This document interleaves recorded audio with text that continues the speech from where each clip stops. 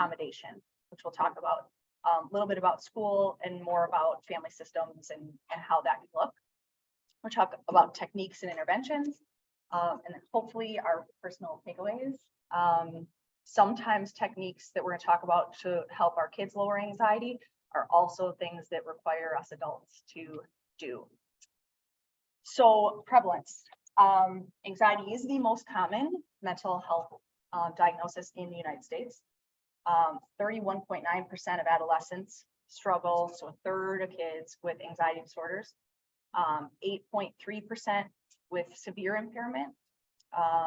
And some studies, which we're going to see, right, there's a lag from COVID, unfortunately, but our estimating is probably even higher than a third. And it's highly treatable. So I think about anxiety that it is highly treatable and not curable. So it's something we have a lot of evidence-based practice for, which is promising and awesome. Unfortunately, a lot of people don't receive treatment for it, which is the conundrum and part of why we want to get this information out there. Women are also twice as likely as men to have a diagnosis of anxiety. So what is anxiety? Because I get a lot of parents and schools and community members who are like, well, we all have anxiety.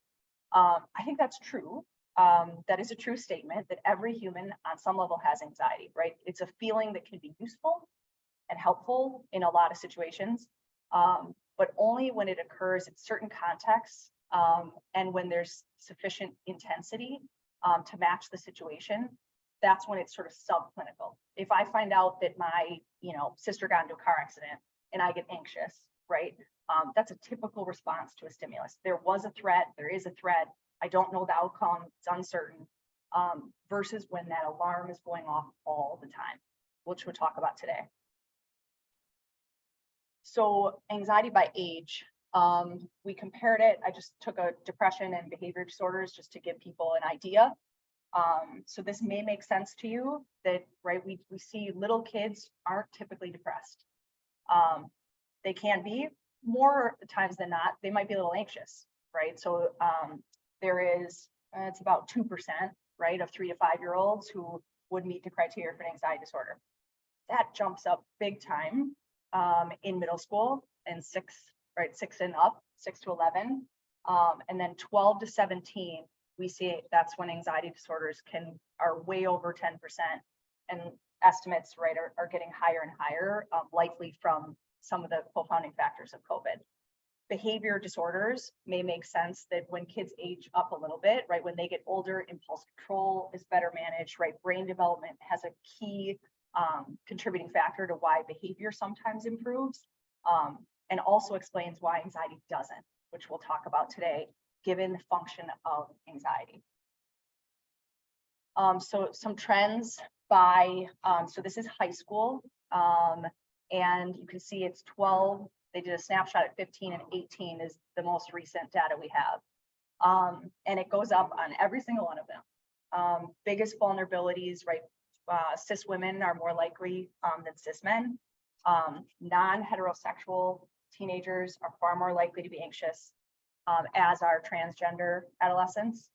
And same with minorities, right? More likely to carry anxiety. However, the problem with every single one of these is they're all going up, right? So no trends are going down as it relates to people. And these are all people who meet the criteria on a screening for an anxiety disorder. So these aren't split into which anxiety disorders. We'll talk about that in a minute, but on a screener, they all met the criteria for clinical anxiety. So why do we think this is? So I would be remiss if I did not mention technology.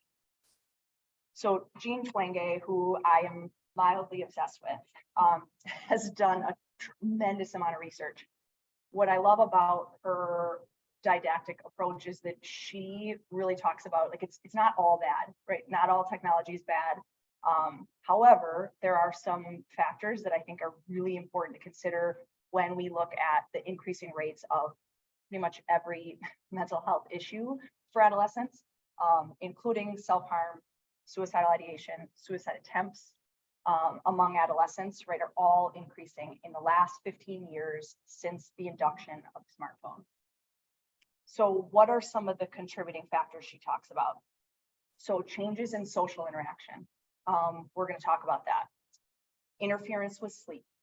I think about sleep like the wonder drug, right? I mean, so what people are seeing is, one, we're having puberty is happening much, much earlier. For females, it's a lot easier to tell, but we think the same is true in males. So people are their bodies are maturing faster, but their emotional intelligence isn't necessarily, right? Their brains are not in terms of evolution. So we've got this aspect of kids, right, growing up faster in their bodies and getting way less sleep. In part because of technology and other functions of our culture right now. That can be a really problematic combination of things for distress tolerance, right? And the ability to get to a higher level of thinking. So what we'll talk about with anxiety is when people get activated, fight, flight, or freeze response, the first thing to go is complex thought, right? So we can't solve problems in that state. We can't learn our geometry in that state. It's pretty hard to function really well in that state of mind. Evolutionarily, that was so that we could run and save our lives, right? We had to understand the difference between a saber-tooth tiger and a white fluffy bunny, right? And one, we had to pay the negative attribution bias to save our lives, we had to pay attention to. The problem is now we don't have those same risk factors, right? But unfortunately, the body and the brain don't respond that way. So we got major complications of things as kids are getting older. Technology is a factor in that. Cyberbullying, right? And toxic relationships online, right? Obviously, there are a plethora of awesome relationships and connection. We saw that during COVID. It was a way that people could communicate and stay connected. On the flip side, right, there are unfortunately lots of really problematic messages and stuff that kids find on the internet, again, before their emotional development is where they can understand and interpret and make sense out of it. There's no bucket sometimes for those things. So the toxic online messages for some kids who are more susceptible, right, who have less emotional, mental development, all of a sudden then it's pretty easy for them to find themselves in problematic chat rooms and in problematic relationships and websites and social media platforms. Then we've got, for self-harm, certainly the contagion. Unfortunately, right, there's a lot of messages about that. There's a lot of information, often inaccurate. There's a lot of even just pictures and cultivating of that online. So I'm sure on some level, right, we'll talk about causation versus correlation, but certainly there's a correlation with the increased self-injury in the last 15 years and what access these kiddos are getting online. So she talks about, which I think is fascinating, in the last 15 years, the number of social interactions that adolescents get has been cut by 50%. So what we're seeing is, right, two things. One, the more people are on social media and the internet, the more likely they are to have problems to some extent, right? That's a pretty black and white way of looking at it, but it's not a bad model when you're considering like what kind of guardrails you want to have for your kids or yourself for that matter. But we know that 3 or more hours a day, she sees in the research, makes a pretty distinct increase in the likelihood of having one suicide risk factor.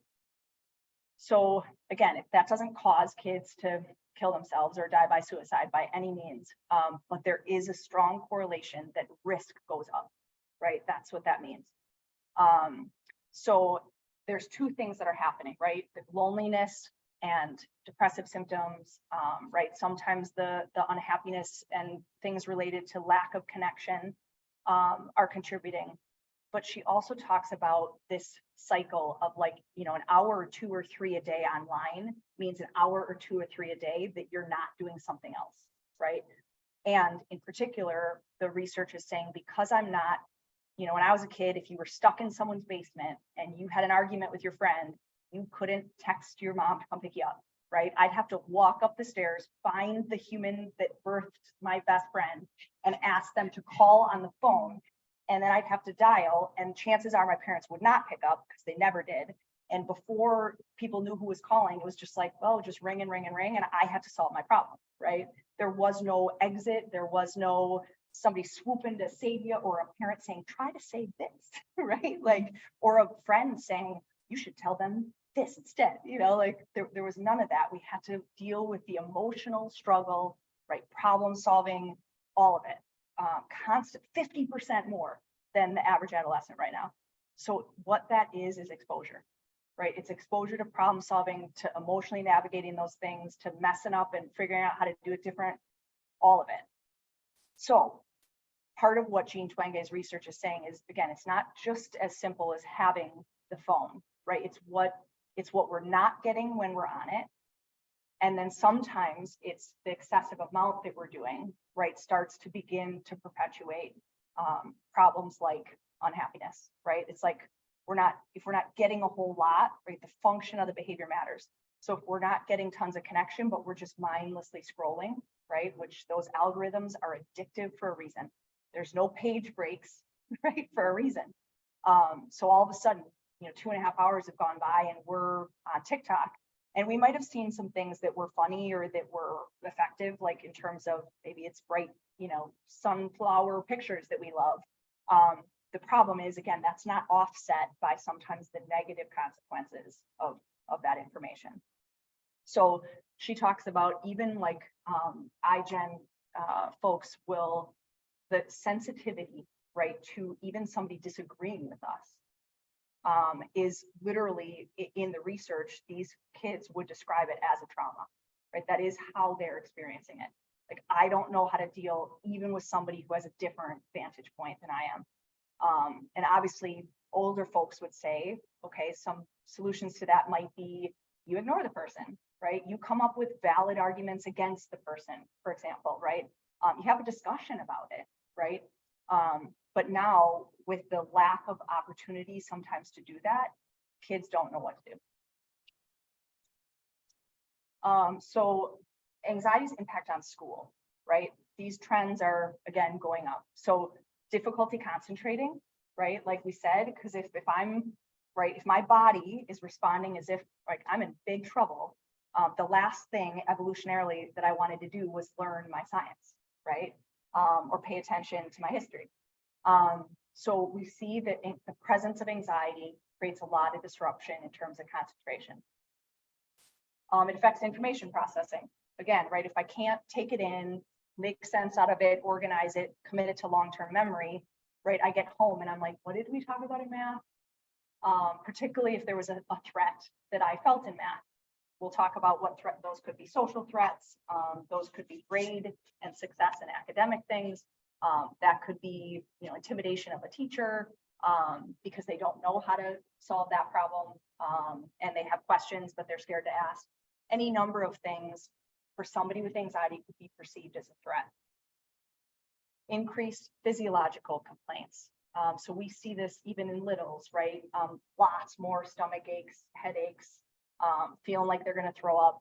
Most of the time with anxiety, we don't, right? But nevertheless, the sensations are there, right? And we see, again, it's a lot easier to see that in younger kids, though certainly a lot of our adolescents are going to the nurse's office for headaches and not feeling well. And much of that may likely be the physiological arousal, right, that the body's experiencing. Excessive pressure and perfectionism, right?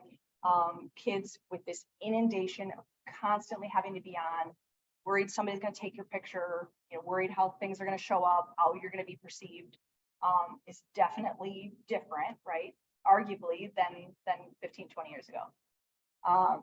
And school avoidance, right? That I think, when I first started practicing, I don't think I ever had a client who didn't go to school because of anxiety, who was so overcome with anxiety that they couldn't show up. Now I have a lot of kids who struggle to get to school, right? Lots of behavior plans to try to get kids slowly, but surely back into class. So anxiety is without questioning increasing the avoidance of school. So types of anxiety. Generalized anxiety disorder, right, is the most common. GAD is around, people talk about it, it's pretty out there. Social anxiety disorder is really targeting when it's perception about yourself as it relates to other people. Sometimes, ironically enough, it's not who we would think. Like some of my clients with social anxiety disorder, they could care less about their peers, but they're like terrified of adults, or vice versa. Like they could sit and talk to a room of, 10, 50-year-olds and have no anxiety whatsoever, but you put them in a room with their peers and they are just feel like they're out of their mind and out of their bodies. Panic disorder. So acute, reoccurring fight, flight, or freeze response to something. It can be different for everybody. Actually, a third of people, I think, will have at least one panic attack in their life.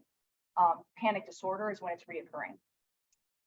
Specific phobias. Obviously, there's like a phobia for everything. I don't even know all the names, but you guys probably know of common ones like flying, right? Where it's a really acute, specific thing, but it really doesn't show up in a lot of other places. Obsessive compulsive disorder is another one, right? When there's obsessions that we have and it leads to compulsive behavior or compulsive cognitive patterns. PTSD, post-traumatic stress disorder, and then adjustment disorder with anxiety or mixed anxiety depression. After an event, right, extensive period of time with having symptoms, 6 months post the event. So these are the things that you'll see right most often. Certainly generalized anxiety disorder is the most diagnosed. So let's talk about the function of anxiety, function of the behavior. So we have a situation, okay? And we have what somebody with anxiety perceives as a threat. There's two things that happen in the cycle. One is either I'm going to avoid that situation, right? Like humans don't want to get uncomfortable by nature, right? So there's a threat response that's out of proportion, right? And sometimes as parents or teachers, like we don't even know what the threat is, right? That's what's sometimes really hard. But there is a cue or a threat that this person perceives is right, dangerous, scary, uncertain, unfamiliar.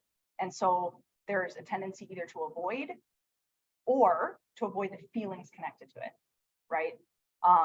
And the problem is the tendency to avoid either the situation or anything connected to it, including feelings, only increases the likelihood of anxiety over time. So avoiding the feeling is often safety behaviors like reassurance seeking, right? Like when a kid's like, so it's going to be okay. And how many people are going to be at this birthday party? And I'm not going to get food poisoning, am I? And right, you're going to pick me up at 4 o'clock. Like how many hours away is that, right? That's somebody trying to plan for every possible problem that could happen to make sure that they're going to be okay. And the reality is I can't tell them, right, with certainty that they're going to be okay. And anxiety does not like that reality, right? So it is going to overestimate the worst case scenario, right? My clients who are afraid, let's say of a plane, like they're not afraid there's going to be mechanical issues, right? They are afraid that they're going to plummet from the sky and die, right? And that their whole family is going to be with them. So it's the over catastrophizing of whatever it is, right? I'm not going to get a C- on the test. If I have acute anxiety, I'm failing. Like I'm going to fail this test and it's going to be terrible and I'm not getting into college. So it's the excessive nature, right, of the risk of the problem, right? It makes it feel like it's 100% likely. Nothing is 100% likely, right? Other than, I tell my clients, death, change, and taxes. It's about all I know that I can say for certain is going to happen, right? But anything else, we really have no idea, right? So anxiety wants certainty, makes it feel like it's going to be the absolute worst possible thing. And it makes you feel like if that thing happened, you couldn't handle it, like on any level, right? Which is where the safety behaviors come in, right? So I have to do these things to make sure that this really bad thing doesn't happen. A lot of people get confused, right? Because there's this huge paradox where it's like those things actually end up hurting us. But the problem is they temporarily provide relief, right? That's a dangerous aspect of reinforcement. So if it's like, oh, I don't want to talk to my friend about this problem. So I call and I'm thinking of all the ways to get out of it. And, like then my friend starts talking about her boyfriend and all of a sudden I'm like, okay, I'm not going to bring up that problem I had with her. What happens instantly is a sense of relief. Like, oh, like I didn't have to address that thing, right? Like we start to feel better. Our heart rate starts to regulate. It's like, man, that worked, right? The problem is, right, it doesn't solve the problem. It just makes sure that it's going to come back like a boomerang. Question is when, right? And often stronger. So the experience of anxiety is this like, okay, the scary thing, it's a threat. Oh, I'm going to do something that's going to try to avoid it. Maybe I'm just going to push away the feelings. Maybe I'm just going to not do that thing, or I'm going to procrastinate doing that paper. So we start to feel better, but then it's like, but I look at my assignment notebook and the paper is due in a couple weeks, right? And then it's like, nope, I'm going to do science instead of that paper that I have to get an A on because I love this teacher, or because, you know, writing is really important to my family, or because I want to be a writer, right? So then we just keep pushing it off, and anxiety keeps mounting and mounting and mounting. Unfortunately, that is part of what makes the cycle so difficult. Is there's a lot of up and down, right? There's a lot of relief that makes us do things that are unhelpful, but they provide such great relief, we keep doing them. So another way to think about the model of anxiety is, I get this trigger or cue, right, for a threat. And so somebody thinks like, what if I fail the paper, right? We start to get anxious about that, right? And it leads to some kind of avoidance, right? So playing it safe, and safety behaviors are things like overthinking, right? Over identifying every possible thing that could happen, like while I'm writing the paper, or ways that I could, you know, be steered in the wrong direction, or I have to, like, one time I had a kid who was like, I have 56 sources for my research paper. And I'm like, oh my gosh, like, no wonder you're failing all your other classes. Like, nobody expected, you don't need 56. They have to repeat themselves at about 10, right? So it's like, if I just can collect more information, I'm gonna be sure to get an A on this thing. Right? Sometimes it's even like we criticize of, like, people are like, maybe you should do it differently. And we're like, nope, like, this is how we do it, because this is the way that it ought to be done. And this is going to ensure that I get the A. Right? So people procrastinate, right? They, you know, postpone deadlines. They, you know, correct other people when they try to offer suggestions. That rigid thinking that anxiety promotes. And then they think, oh, that bad thing didn't happen because I avoided it, right? When in fact, right, those things may be totally unrelated, but it starts to create that cycle that's like, well, if I can just avoid the discomfort, I'll be okay, right? I will have more certainty in things. So the takeaway, right, is that anxiety functions behaviorally, right? We're not used to thinking about it that way, but even thinking patterns, which we're going to talk about, are behaviors. So we are more equipped, right, than we realize. And some of it is like that strong piece of the physiological part, right? It's really hard for humans to tolerate that. So, right, I can't help it. Like when kids say that, like, I can't help it, right? Like this thing really does seem or feel or is scary. That's true, right? We can't help what comes up for us in terms of that response. We can, right, help what we do with it. Do people have questions before we talk about treating anxiety? About the function? Anybody have? Okay. Stop me. I have one question that really affects the need for the question. Okay. You know, I really want my teenager to know this. Yeah. So would you recommend forwarding this to the teenager? Totally. Yeah. Are we doing a talk with kids? We're doing recording. We do not have a in-talk or in-person talk with students. Right. Okay. Yeah, so we had talked about it, but I couldn't remember if we decided to do a kid one with this. But we can, right? Yes, and it's being recorded and I can forward this to you. So, okay. Thoughts, behaviors, emotions, right? This is an incredibly close and very difficult relationship. Sometimes I think about it like the situation doesn't cause, in most situations, the situation itself does not cause the feeling state, right? The emotion. It's often our interpretation of it, right? So, and everybody based on their life experience, their core beliefs, they're gonna have a different set of beliefs about it. So for example, if I have a client who is waiting for a friend to pick them up, and they're gonna pick them up at 7 o'clock, maybe they just got their license, and they're gonna pick them up to go to dinner, okay? And so one person is like, it's 7:05. Oh my God, they got into a car accident, right? They just got their license. They must have gotten into a car accident. Like, I'm gonna text them. Oh, I shouldn't text them. They shouldn't be texting and driving. Like, I'll call them, call. Nobody's picking up. It's going straight to voicemail. They are dead in a ditch, right? That kid is gonna sit there at 7:05, right, with high blood pressure, heart rate pounding, right? Like out of it, might even start crying, right? The only stimulus was somebody was not on time, right? It was 7:05. Somebody else, right, is like, doesn't my friend care about me? Like, it's 7:10. Like, it's Friday night. I could have done something else. Like, why isn't my friend here? Right? Like, what did I do? That person is not gonna feel anxious. That person's gonna feel incredibly sad, right? Like, it's about me. It's because I suck as a human that my friend can't possibly leave on time to get to my house, right? Somebody else is like, F this person. Like, clearly I should be friends with other people because my friends wouldn't show up late. So I'm not texting and I'm not calling, and like, screw you. I'm not talking to you when you come to my house if you come. That person is going to be pissed, right? They're going to be angry. They're going to think their friend has wronged them by being late, right? When the person shows up and they're covered in mud and it's 7:45 because they got stuck on the side of the road, all of a sudden we're like, oh, I'm not mad or sad or anxious. Like, are you okay? And how awful? And like, what can I do? Right? It's often, if not 99% of the time, it is not a situation that elicits our feelings. It is our interpretation, our belief, our assumption, our cognitive distortions about it, right?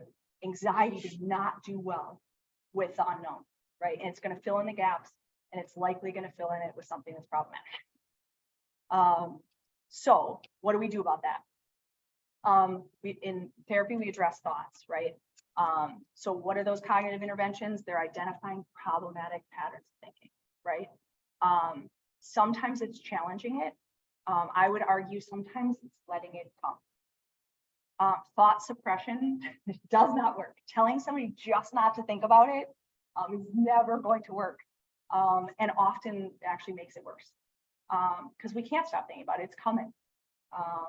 So John Kabat-Zinn, which I love, says, lay out the welcome mat for the full catastrophe of the human experience, right? Like, let it come because it's going to, right? What matters is what we do with it. Sometimes, right, we can get to a place where we can challenge it. Other times, particularly in stage 1, we just have to get comfortable letting it come, which at first is, right, not comfortable at all. Emotion-wise, we work on skills for emotion regulation, right? Things like deep breathing, progressive muscle relaxation, which we'll talk about, mindfulness. These things work for a couple reasons. One, I like to think about it like a neurological hack.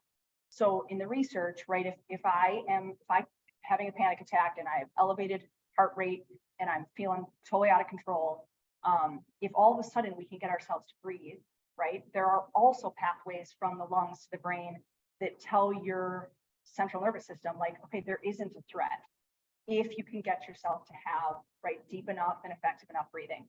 So there's certainly things we can do to, right, circumvent these things. But the best times is when we have all three of these working together, right? That we're addressing the thoughts that contribute to anxiety. We're addressing the physiological and emotional component.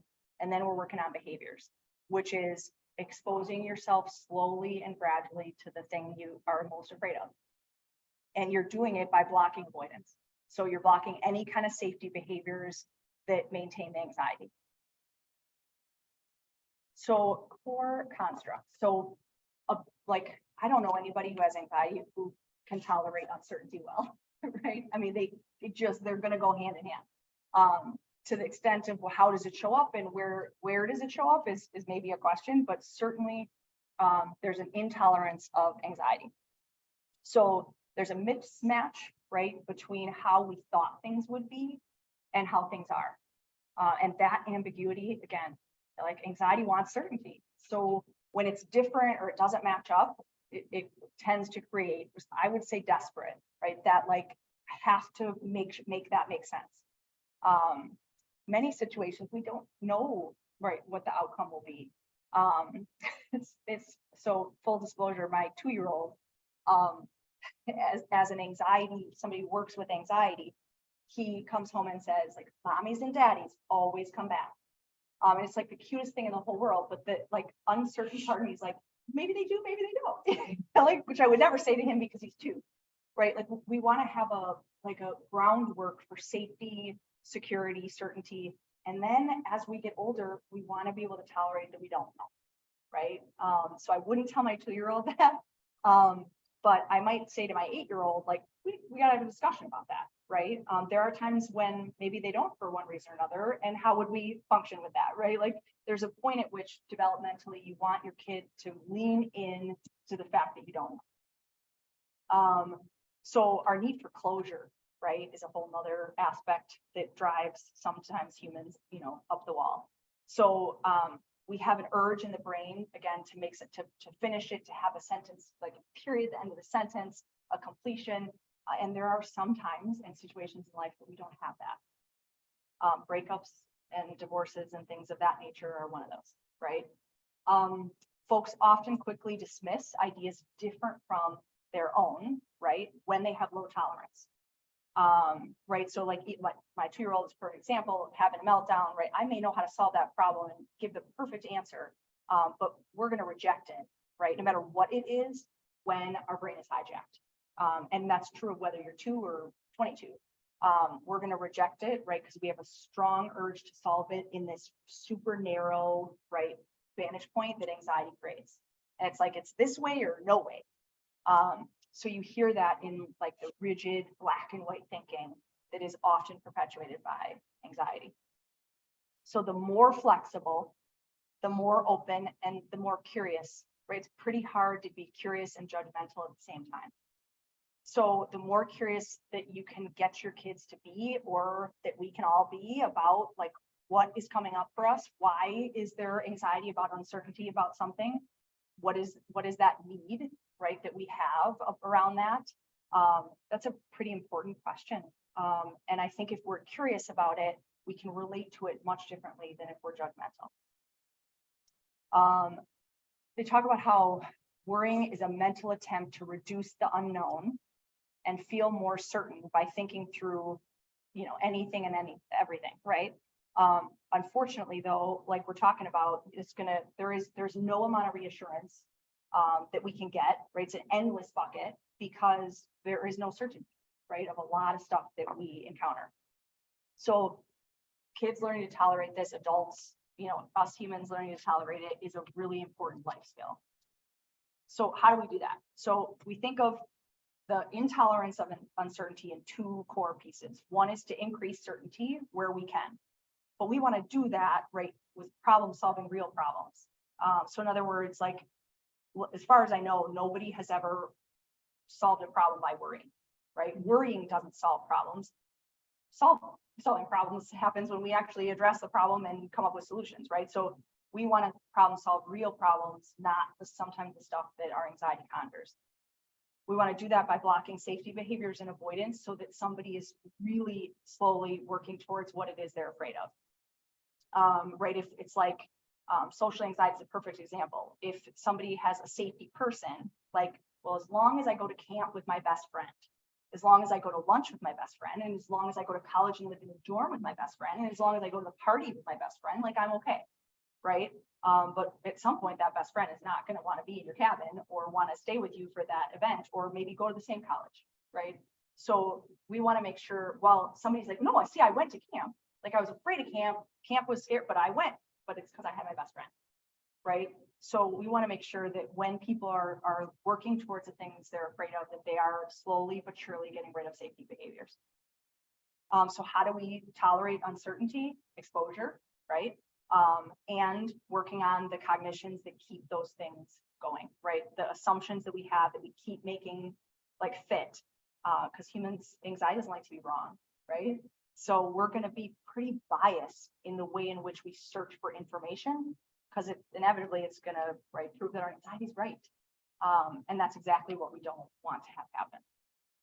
So cognitive therapy, right? It aims to change negative beliefs about uncertainty, like overestimating the likelihood, we said, right? And the severity of it, because anxiety is going to overestimate the likelihood, feel like it's 100%, and tell you that if you in fact face that thing, you wouldn't be able to cope with it.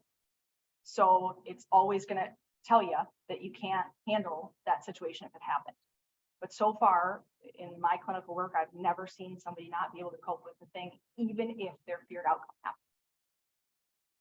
Conduct behavioral experiments to determine an actual outcome, right? Like go do that thing that you're telling me is really scary. And it will be scary, and you're going to report back to me what happens, right? So we have to conduct behavioral experiments. It can't, sometimes that can be in our imaginary exposures, right? So certainly phobias is a great example, right? Like I'll have people say and walk through and talk to me about it and look at pictures of. So the behavioral experiment could even be right in your home or at school or in a therapy office. And then there's going out and actually doing it. Learn from the actual outcomes, right? It's like get out of our heads and into our life, right? It's not what we imagine will or won't happen. It's like you go do it, and if it worked, let's keep doing a lot of it, right? If you go did it and it wasn't so good, you're still sitting in my office to tell me that like you survived, right? So how do we cope with and gain skillful behavior if it doesn't go right how we thought it would or had hoped it would? So intolerance of uncertainty in terms of actual like examples. So a safety behavior might be the cell phone. And people might think like if I do not respond to my friends instantly, they're going to be really upset. If they are going to be mad and not be friends with me. So that person is going to be, again, they're the ones who are up at like, I got a notification, it's 2 a.m. like check it. Because if I don't respond, they're going to get their information from somebody else, or they're going to not like me as a friend, right? So it's like, okay, we got to get them to leave the phone for a few hours. If a few hours is too much, I might start with 10 minutes, right? If you charge a phone in, I won't look at it. I won't check it. If you charge the phone facing down for 10 minutes and see what happens, right? And people watch their anxiety come up, right? And then what's so cool, watch it come down, right? Over exams a couple weeks ago, one of my clients introduced me, we were talking about the apps that can like block your phone, like screen and stuff, right? But there's one for computers.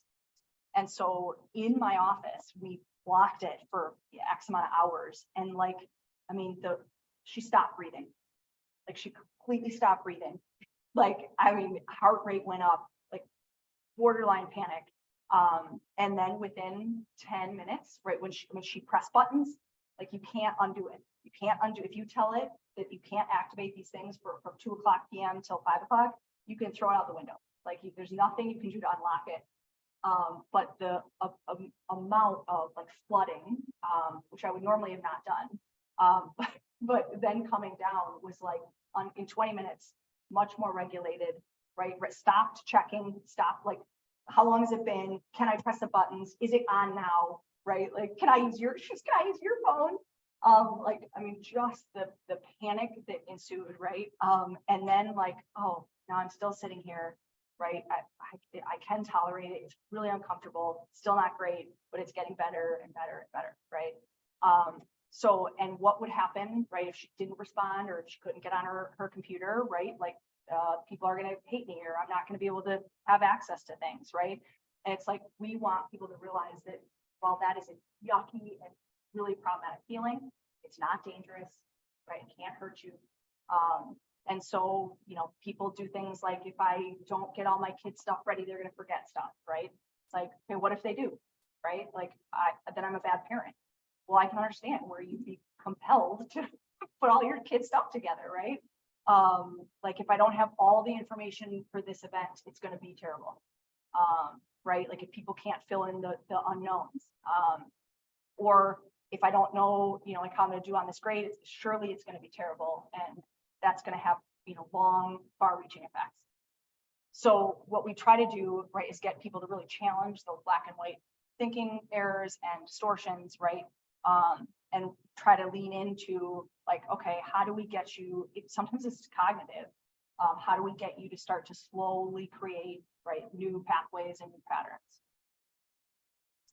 One of my favorites is maybe so, maybe not. So when, right, people are like, this bad thing could happen. You know, I'm going to fail this test. Like maybe you will, maybe you won't, right? I just make this huge mistake in something I did? Maybe you did, maybe you didn't, right? And because what we want is reassurance, right? Kids want reassurance, adults want reassurance, it's going to be okay. And the reality is it may not be, and you'll cope with it if that's true. So really leaning into, right, like embracing uncertainty that you don't know, but you'll figure it out, and sitting with those anxious thoughts without trying to do safety behaviors. Perfectionism. So perfectionism is another construct of anxiety. Lots of times these things show up right together, but definitely not always. So perfectionism is sort of a beast in and of itself. And it's associated with a wide range of struggles for people. So generalized anxiety, again, often can go hand in hand. Excessive worry, sometimes social anxiety is wrapped up in that.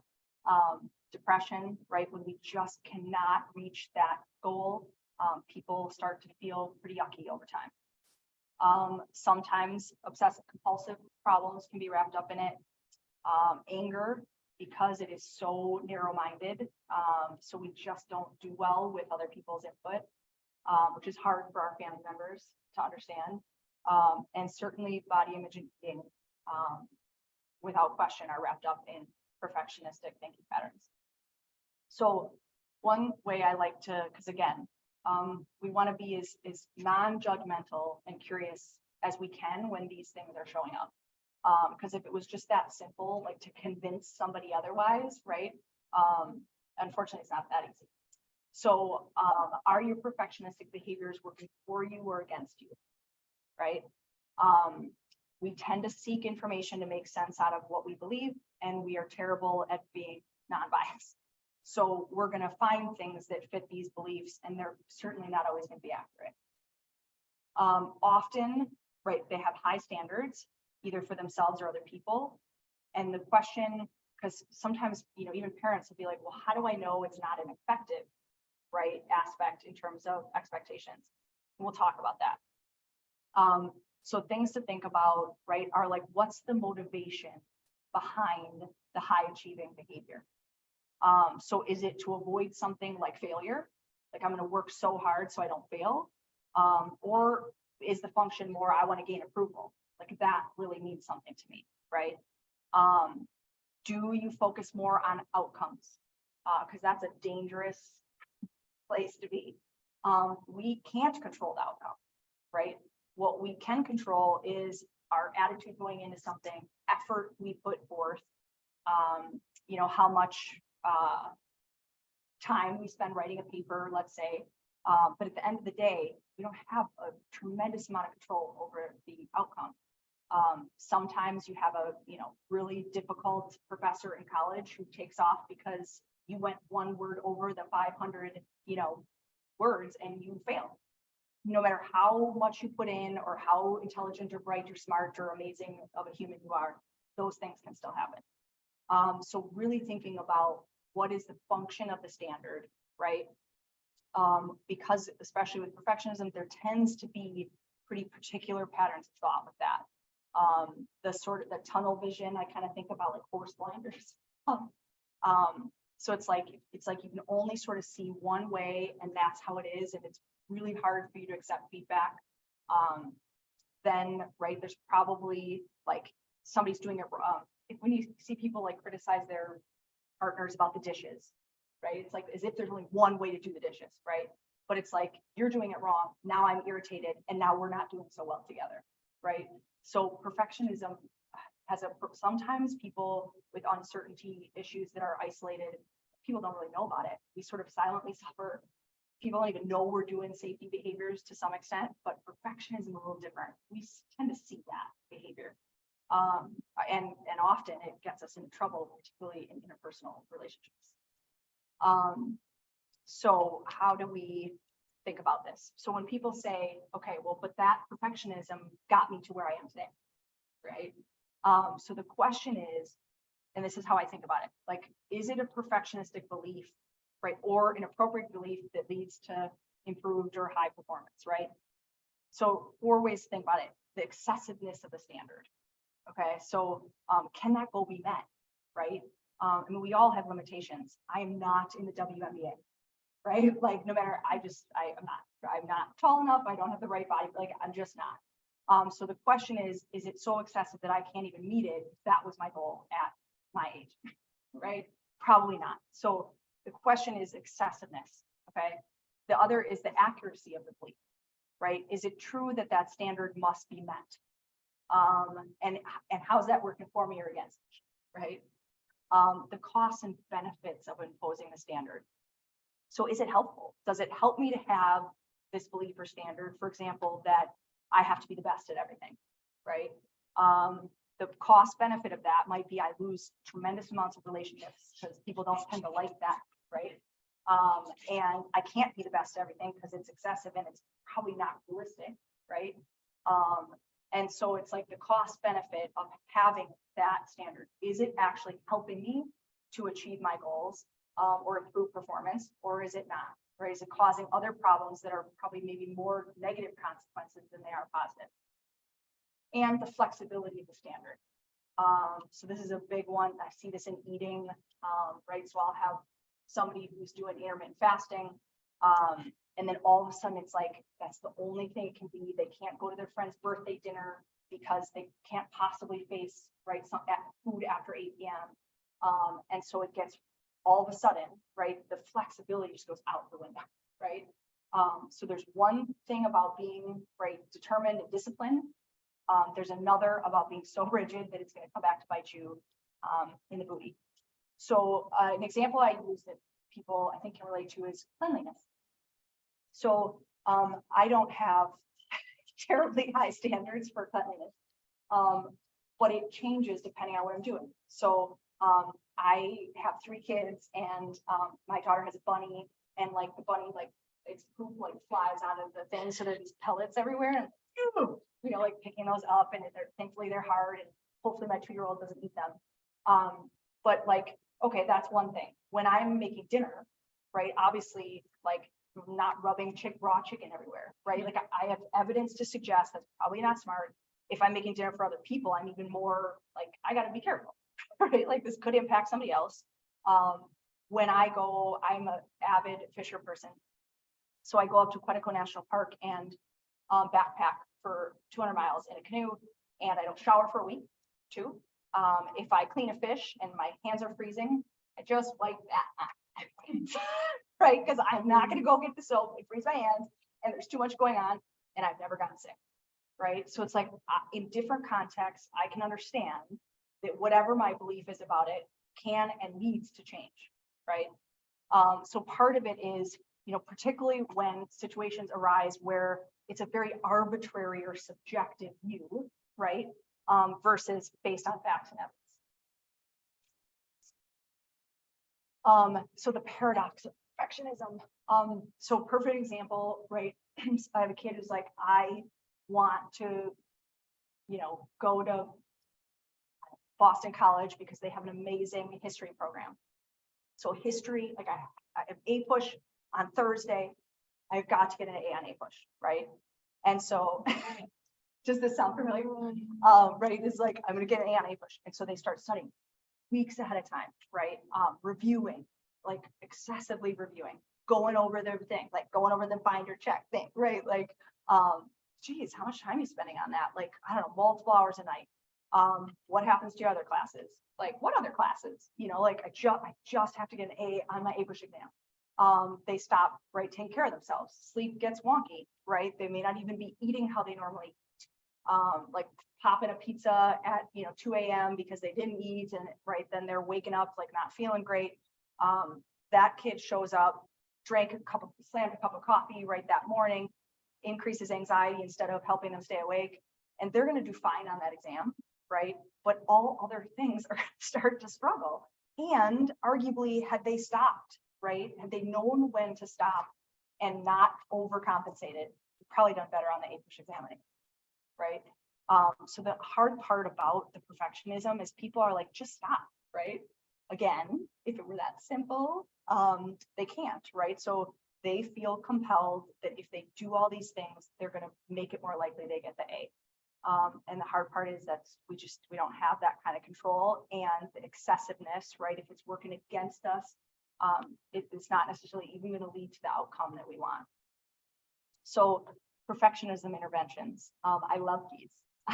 So I'll have people like mess up on purpose, right? And it drives them crazy, right? It seems like, how could I ever send this email with these mistakes in it? But sure enough, right, we send them and nobody thinks they're stupid and nobody rejects them and nobody, says they're not going to get into whatever school they want to get into because of it, right? So it's normalizing and humanizing the experience. I had a client that we were doing exposures, and that new iPhone, I'll tell you, be really careful, because when you do the voice activation thing, sometimes it just keeps going. Like, just so, a huge chunk of, including some things that I probably shouldn't have known anybody else was going to hear or read, was sent in an email. And I, of course, was mortified, but didn't, like, totally played it cool. And my client and I talked about it, and then we were laughing hysterically that thank goodness it was me and not her. But like, nothing bad happened, right? Like, the person I emailed understood and wasn't mad about it, right? But like, I didn't know that. It was rather offensive and it could have not been good, but it worked out just fine, right? But it was a perfect example of like ruh-roh. In vivo exposure on accident, and everything was fine, right? So being able to say, like, I can model that I make mistakes too. I spell things wrong in talks, even though I try to catch it. And hopefully maybe people think that I'm less intelligent because of it, but I hope that they don't, right? So sometimes I'll have people go to Sendix and like knock stuff off the shelf and just don't pick it up, right? Just sit with how uncomfortable that is. Or trip on purpose. It's really, really yucky, right? It doesn't feel good. And then we're like, oh, that was not nearly as bad as I thought, right? People don't start laughing and friends don't, disown you because you make mistakes. So really trying to lean into the fact that like, there is no perfect, even if we try to attain it, the paradox is lots of other things tend to suffer because of it. So questions to get curious about with perfectionism. Are you ever so focused on doing a good job that you perform worse, right? Classes are a great example, but adults work is the same, right? Can be very much the same. There's a lot of things we do, right? That if we are just so focused on it being perfect, we actually end up, right, having other things become a problem. We don't perform as well as we wanted to. Sports are a good example too. Does your perfectionism affect your enjoyment, right, of the school or activity? This is where, particularly with adolescents, you see it in sports, right? It's like it's no longer even fun for them, right? Because they are so like possessed and obsessed with meeting a goal, which might be excessive, might not even be attainable, right? And it starts to really take the enjoyment out of it for people. So honing in on that. It's like soccer used to be fun for you, like what's different and what do we do about that? Do tasks that you take way too long, right? Like, because you're spending way too much time on it trying to be perfect, like my client with 56 citations, right, for her research paper. If we're overcompensating, arguably, like I think about it like balance all the time, right? If we're overcompensating, it's like what happens over here? You got to find a way to even it out. Does the behavior connect to the way of thinking affect others in your world? With perfectionism, it probably does, right? Just because it is so, we are interpersonal by nature, and that's bound to cause problems if we cannot, right, or are not able to receive feedback or see it from another vantage point, right? We think about the think skills, which is like perspective taking. It's really hard with somebody with perfectionistic thinking to take perspective. At times, does this way of thinking lead to intolerance of people, even that you love, right? When they do things that are different or challenge those things, right? A lot of times that can be true. I'm dating myself, but I grew up watching Seinfeld.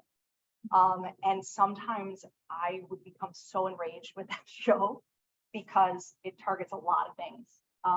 And one of them is that Jerry, right, in that entire, whatever, 18 seasons, he never sticks with any intimate partner. And it's because he always finds something wrong with them, right? Even the ones that he really liked, like the large hands of one of the girls he dated, or the double dipper, right? I double dip, not post COVID, but before COVID, right? Like the quiet talker, right? Like there was always something wrong, even with somebody they didn't really care about. When people can never meet those unrealistic standards, right? It can become a major problem in a lot of ways. Accommodation. So what does this pull out of us, particularly as parents? So it's actions, right, that caregivers or other people in our world engage in, or deliberately do not engage in, could be either one, to help alleviate or avoid child distress. In this case, usually something, right? Yeah, reassurance seeking. Okay, so providing reassurance, right? Like it's gonna be okay. It's gonna be okay. Oh, I looked it up. The 7 mothers on the thing, you know, all 7 of those kids, they're all gonna be at this birthday party, right? So providing reassurance, like trying to, you know, pave the way for every single possible thing they do all wrong. Encouraging avoidance or triggering state, right? So that could be school, you know, social interaction, food is a common one, right? New things even, right? Like there's so many examples of that, that we just don't think about like that, right? Where it's like, oh, it's causing discomfort. I want my kids to be comfortable. Of course you do, right? Like, it makes sense why we do it. And depending on, right, how, again, pervasive that is, how often, right, how intense, how, right, the duration in terms of length of time, that can start to become a problem for our kids. Participating in safety behavior sometimes, right, like a kid's like, am I gonna get sick from this? And you like take a bite, you're like, nope, see, I'm fine, right? So any kind of checking or reversal with kids, like, you know, is there a boogeyman, right? And we're like, nope, see, check all the spots underneath all the things, right? Like, I'm gonna spray the spray, I'm gonna do the stuff, I'm gonna, right? When it gets super duper prolonged and excessive, then we might be participating in accommodation. Making decisions for your child. Sometimes that's just because we're frustrated, right? Like, kids have a hard time making decisions because they don't like uncertainty with anxiety. So we're like, we're just gonna do it, right?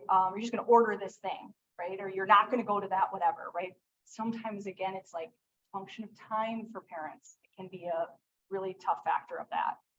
Or just doing it for your child. Like, just screw it. Like, I'm doing it for you. Like, I don't know what to pack for this vacation. What if this happens? What if that? I had a client's parent write out like 17 pages of things to take on a trip because their kid was like, I don't know how to pack for this trip. So what the parent do? Oh, I'll just make a list for you. You know, like, oh, 6 pairs of underwear, right? Like, here you go. Here's your entire list. So you don't have to make any decision and then you just pack the trip, right? So sometimes it's like, it seems really simple. It's like, you're unsure about this or you don't know. So I'm just going to give you the info, you know, make the decision for you. And in a lot of ways that may be accommodating their anxiety. What we see is that shown to increase it over time. And it's sort of that, right? It's more harm than good when we're talking about the function of anxiety. So again, this is not true for kids who are below clinical level, right? And have a random occurrence here or there, right? That's not what we're talking about. When it's a pervasive thing that happens over time around certain behaviors, that's different. So accommodation interventions. Things like asking, like if a kid's like, well, what if you can't pick me up? And you say, what do you think? Right? So you're not going to offer 10 reasons why you absolutely will be there. You're saying, well, what do you think? Or what might happen if that, you know, like if I couldn't get there? It encourages them to come up with solutions instead of us providing the solutions. If it gets really excessive, I'll have like, you can ask one question, right, of your parents related to this thing. And we're really clear, like you don't not tell them what you're doing, right? So you can ask one question about if it's grades or if it's, social stuff. So you can ask one question about that. And after that, there's no more questions about it. And they have maybe so, maybe not, right? And sometimes you can delay reassurance. It's like, okay, I will get back to you in 20 minutes, right? So that, but then you have to really do it. The phone is a great thing. That is a time when kitchen timers, right back in the day, that if you're going to tell them you're going to revisit in 20 minutes, you really do have to revisit in 20 minutes. So delaying reassurance, again, can help them realize like, oh, in those 20 minutes, my arousal went up and then it came down. Reward tolerating uncertainty, right? That since that's pretty measurable, certainly that is you want to validate that it was really uncomfortable for them to sit with it. And sometimes having a reward is a good way to sort of celebrate that and make it just more of a poignant thing. Like you worked really hard to tolerate uncertainty. Here's your whatever it was that they were working for. So the brain versus the world.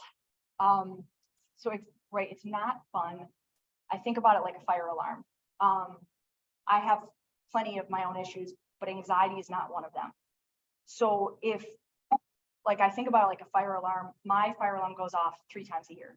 It goes off. My sister was in a car accident. That's why I keep using that recently. So it went off, right? Appropriately, and acutely and in the moment, right? Somebody with anxiety, it's like you get out a piece of bread and the fire alarm goes off, right? Like it could start on fire in the toaster. Right? It's like you walk out, fire alarm's going off. Like, why is the fire? I don't know. You could get an accident with a car, right? Like fire alarm's going off, like you could be late, right? So it's like somebody with anxiety's brain around certain patterns is their sensitivity to the fire alarm is like so much, the threshold is different, right? And that's exhausting, right? It is exhausting for the brain to be so overactive and have that fire alarm be going off all the time. Action is what breaks that cycle, right? I don't know any other way, right, how to treat anxiety.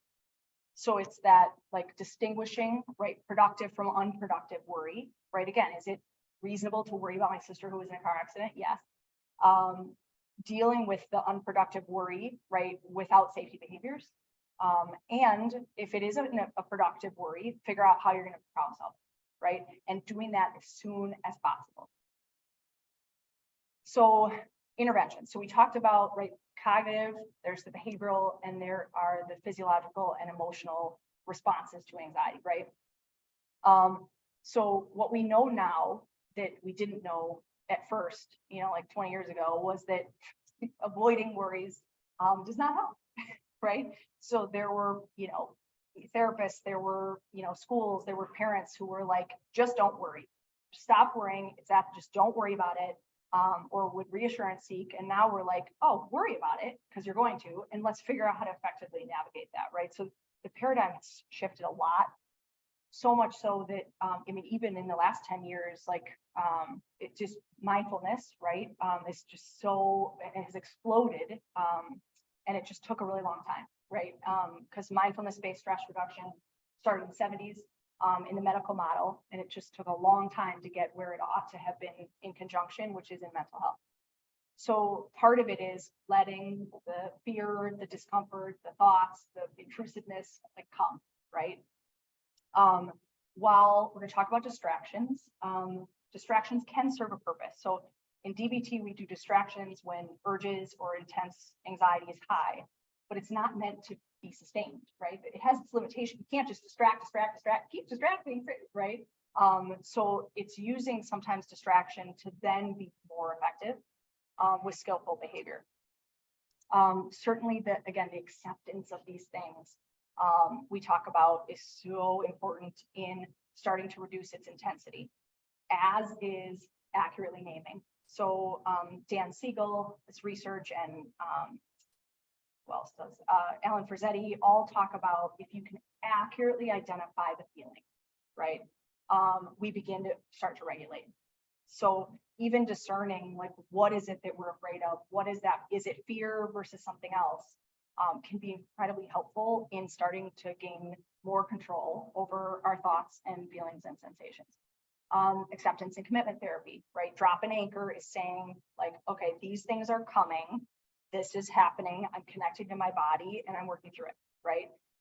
So lots more of the front end of like accepting these things before we decide if we're gonna sort them into buckets, or we're gonna challenge those thoughts, we're gonna do whatever we're gonna do, is recognize that they're gonna come. Another thing about it, I think, is that, we promote flexible thinking more, right? Because it is such an important thing to master when it comes to anxiety. So like I give little kids, a piece of candy every time they even show a hint of flexibility of thought. So we've just realized that like, not only is it assessing threat, but it's allowing it to come and it's navigating it. And that's what activates that third part of anxiety, which is believing that you can't work through it even if it happens, right? So assessing threat is the difference between probability and possibility, right? Anything's possible. And there's so much that is not very probable. So acceptance and change. So, like if we ourselves have anxiety, or we think our kids have anxiety, we got to make sure we're balancing to not just expect them to stop and do all these things right away.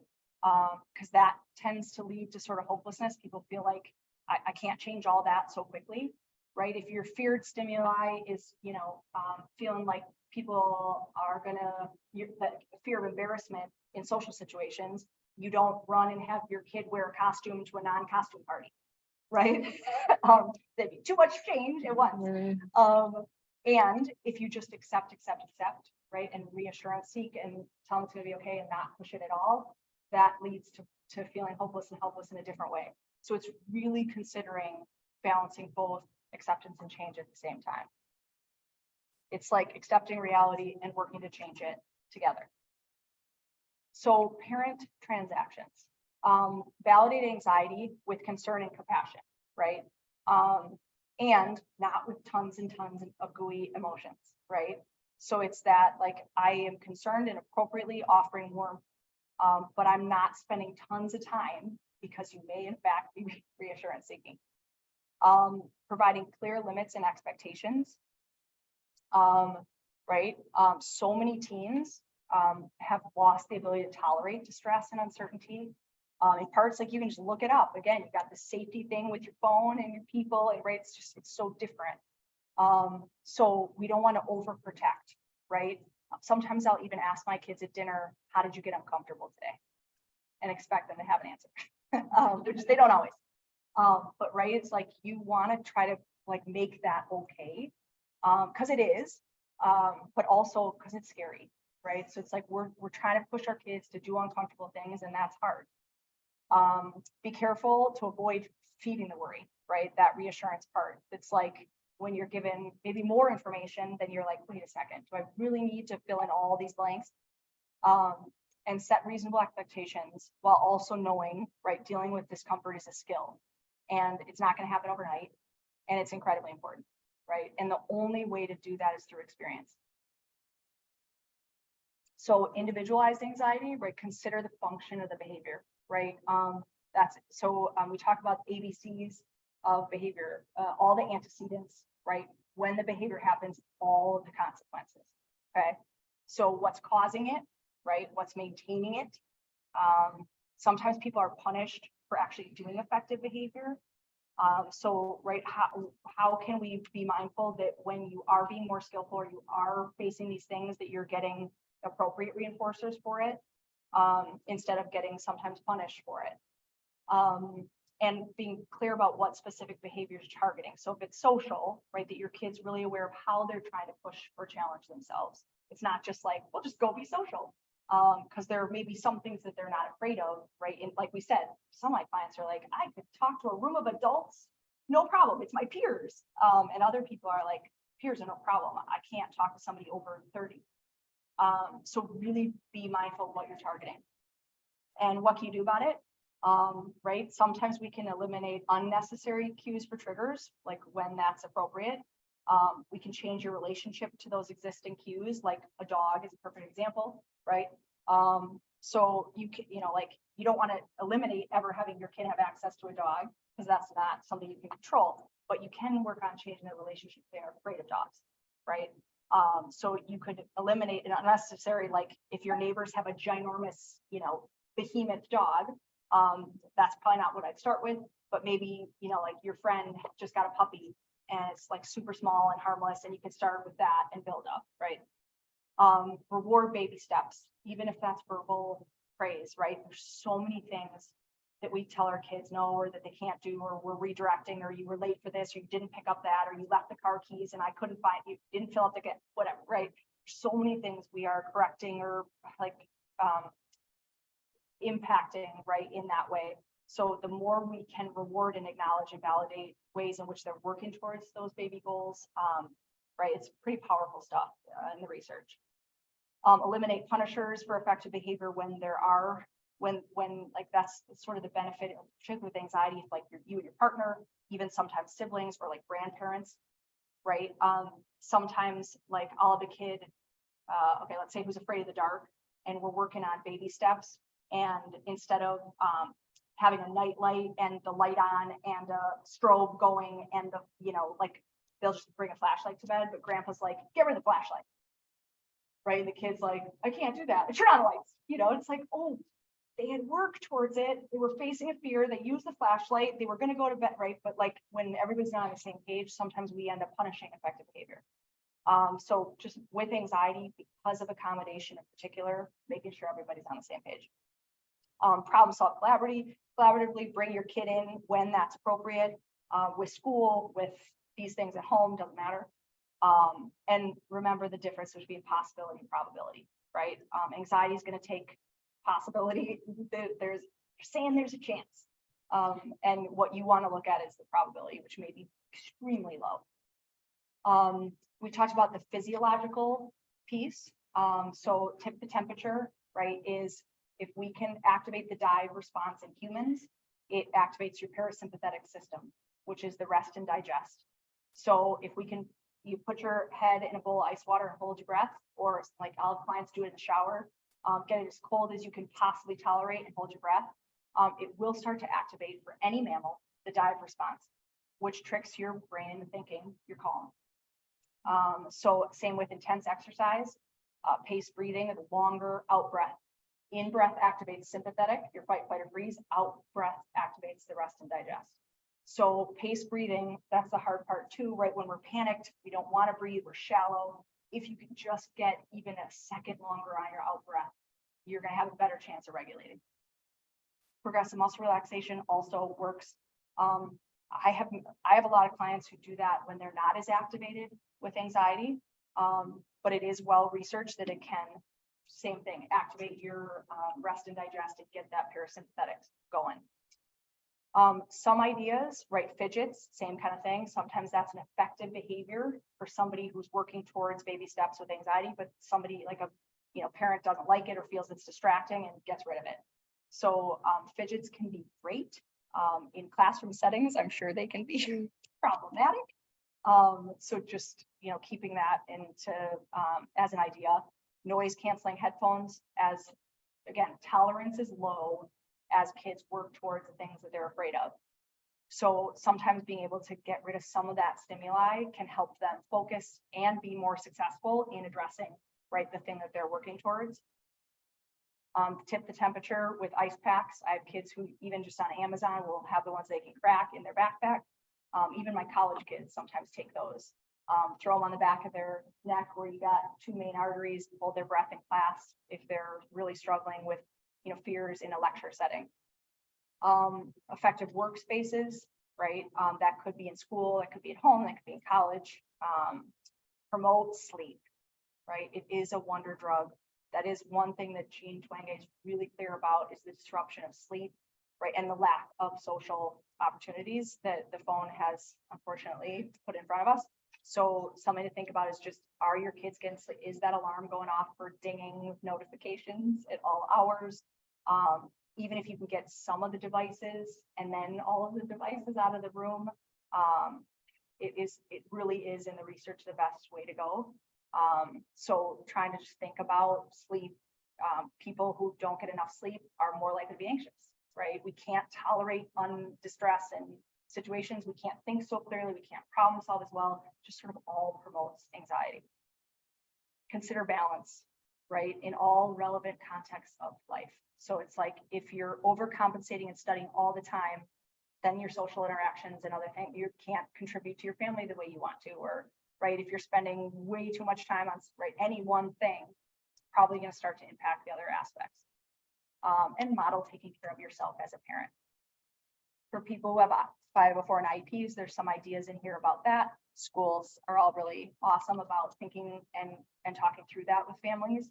But certainly there's a lot we can do to help kids get to school, be successful in school where they need to be in order to reduce their anxiety, but also help them to be successful while they're making those baby steps.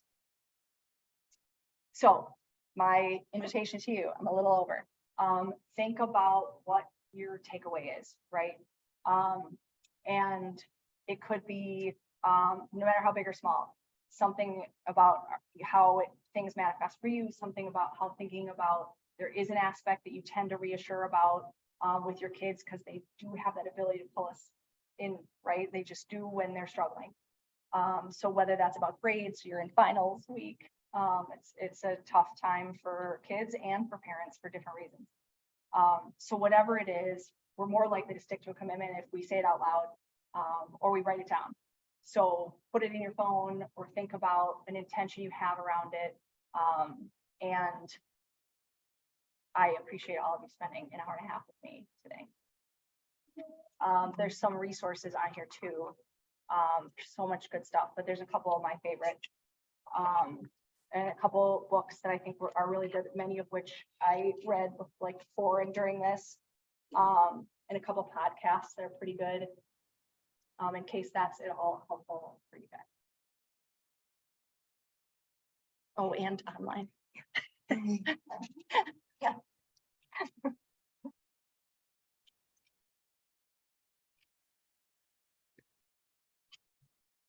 All right, thank you so much for joining us online tonight. I am going to go ahead and end the meeting. We have recorded this presentation and it will be forthcoming in an upcoming Parents Guardian link.